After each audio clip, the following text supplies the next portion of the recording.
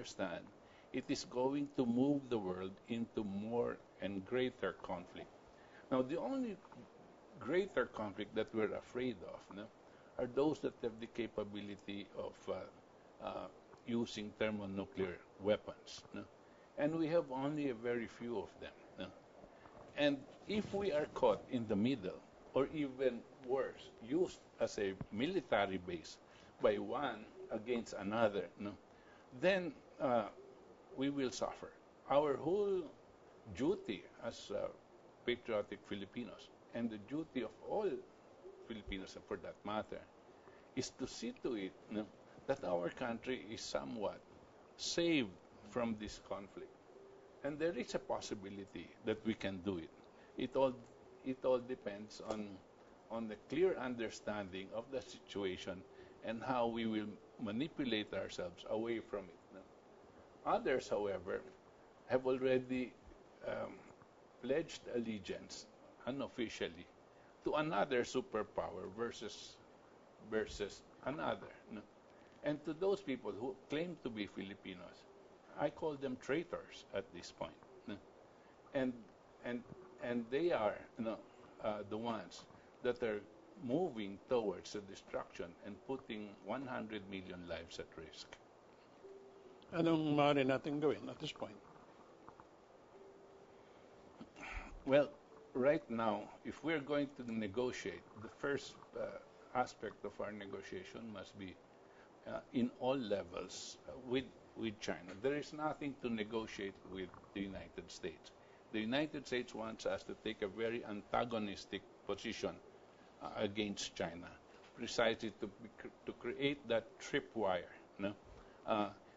That the Philippines must create that tripwire, not putting China on the other side. And we should not fall into that trap and instead go into a negotiation with them. The only solution to a possible global conflict is what is being proposed, a global infrastructure development participated by all countries that are involved in the AIIB and the BRICS Bank. That is the solution. Development versus war. No? And the more countries go into this direction, maybe we have a chance at world peace. Paano tayo makakawala dito sa laro ng malalaki? Of course, ang US may Pilipinas. Ang China may Pakistan. Para maliglig ang India. Ang India may Vietnam. Nagbebenta sila ng Brahmos. Para maliglig ang China. Ang Russia may Vietnam. Just in case, inaway sila ng China. Ang China, nagtayo ng Silk Road to counterweight yung influence ng Russia over Vietnam. Mukhang hindi lang US ang naglalaro dito. Now, you're talking of different periods and different era, no? Right now. So hindi na ngayon yun. Right now, China and Russia are already connected both economically and politically, and even militarily, it seems. No? They have already reached an accord that this direction must be proposed by both Russia and China, which is what? Global Infrastructure Development Program. That is their counter-proposal to the possibility of war. Where do the countries fall into now? There are certain elements among the Western countries that are pushing us to war. No? But there are still many other countries that don't want it. No?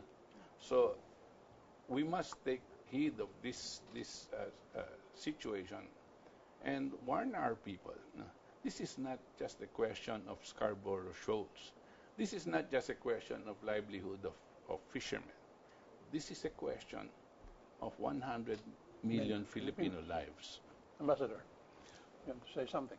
Yes, I think we're close to the end of the program. I just want to say something which I've been wanting to point out in regard to our victory in the arbitration. Because you see, as under our triple action plan and under the submissions to the Permanent Court of Arbitration, if we win the arbitration, and we did, that will indirectly invalidate the 9-dash line of China, and that will narrow the area of dispute. Kasi wala na yung 9-dash line of China. My difficulty with that line is that it's true, even if China accepts the arbitration and erases the 9-dash line, it may result in narrowing the area of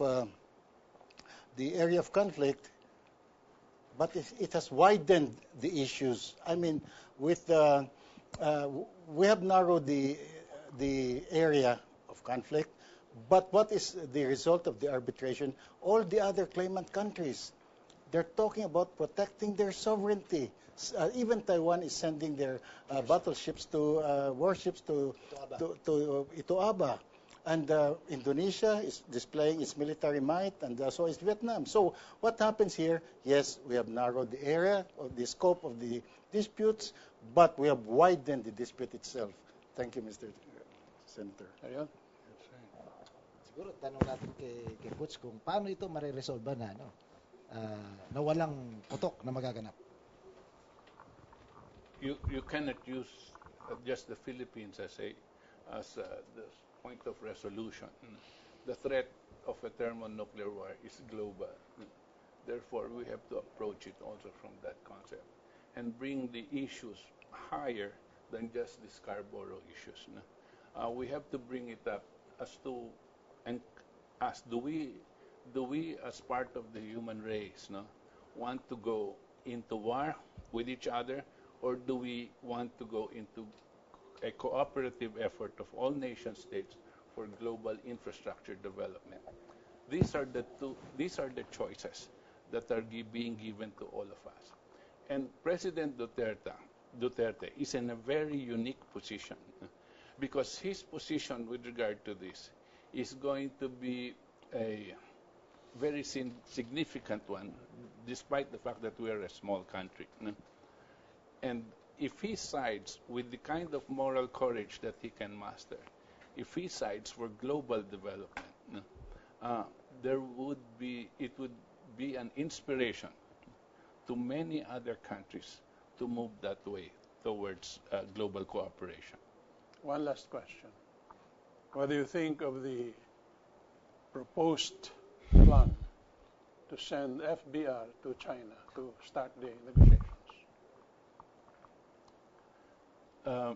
This was a decision. I don't know if this was an actual decision of President Duterte, but understanding the background of Fidel V. Ramos, he may have to ask permission from the U.S. State Department to go to China. Yes, I suppose if he asks it, it will be granted. No, FBR is supposed to be behind the appointment of the of the security cluster in the Duterte cabinet. So he stands on very solid ground. Pero that's an independent issue that we will have to discuss in another segment of this program. Sorry to say, naubusan na po tayo ng panahon. Muli kaming magpapasalamat ni Ariel sa ating mga bisita, kay Ambassador Encomienda, kay Boss Valdez, at sa inyo pong lahat sa walang sawang pagsubaybay sa ating programa. Pero pag-isipan po natin itong mga nangyayari sa Pilipinas. Bilang Pilipino po, hindi bilang maka-Amerikano o bilang maka-Inchik, kundi bilang Pilipino lang po. Yun ang ating bandila. Wala po tayong tunay na kaibigan, kundi ating sarili dito sa ating bayan. Hanggang po sa susunod na linggo, ito muli, si Kitatad sa ating programa, una sa lahat.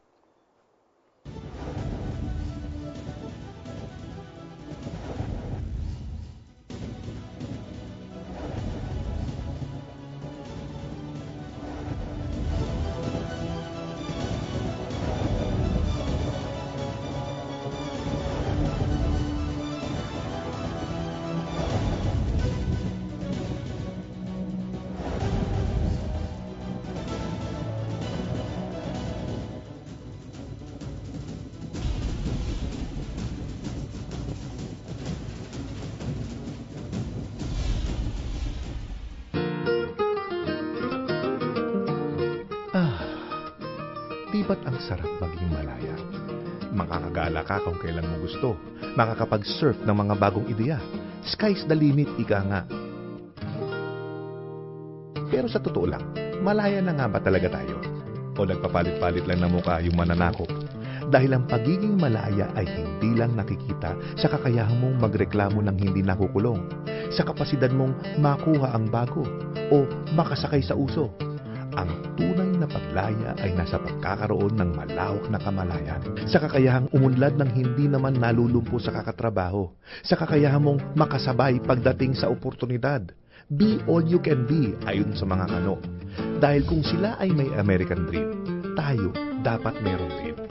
Pero bakit parang ang pag-unlad sa atin ang hirap matamasa? At kung madali, bakit parang nakalaan lang sa iilan?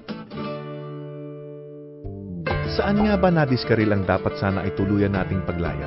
Yung sama-sama. Kung tutuusin, nagkaroon naman tayo ng magandang simula. Nang umigpaw ang kamalayang Pinoy. Nagising tayo sa katotohanang meron tayong iisang lahi, iisang bayan, na tayo ay Pilipino at atin ang Pilipinas. Yun nga lang, mula doon, iba-iba na ang naging diskarte. Nagsasama-sama lang muli tayo, nagkakaisa ng damdamin, pag may kalaban.